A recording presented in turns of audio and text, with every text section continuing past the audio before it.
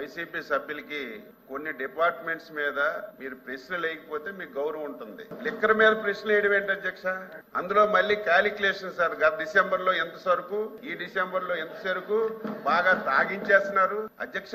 5 సంవత్సరాలు ఒక్క branded liquor ఈ ఆంధ్రప్రదేశ్ లో దొరికింది అధ్యక్ష. ఆంధ్రప్రదేశ్ లో చాలా మంది అధ్యక్ష ఆ రోజు బూమ్ బూమ్ ప్రెసిడెంట్స్ మెడల్ అని చెప్పి మన టీ దుకాణంలో అధ్యక్ష, టీ దుకాణంలో టీ చేసి వెంటనే ఇస్తే తాగేసేటట్టుగా వీళ్ళు సొంత కంపెనీల్లో లిక్కర్ తయారు చేసి, నాసిరకం లిక్కర్ తయారు చేసి ప్రజల ప్రాణాలతో ఆడుకుని ఆ రోజు చాలా మంది ఇతర రాష్ట్రాల్లో బ్రాండెడ్ సరుకు అంతా తెచ్చుకొని వాటికి ట్యాక్స్ లేకుండా ఆ రోజు తాగారు. ఈ రోజు అదంతా స్ట్రీమ్ లైన్ చేసి కట్టడి చేసి ప్రతి పైసా ప్రభుత్వ ఆదాయానికి తీసుకొస్తుంటే దానికి డొంక తిరుగుడుగా మీరు ఎక్కువ తాగించేస్తున్నారని ప్రశ్న వేయడం సబబు కాదు. రెండవది బెల్ట్ షాపులు అధ్యక్ష.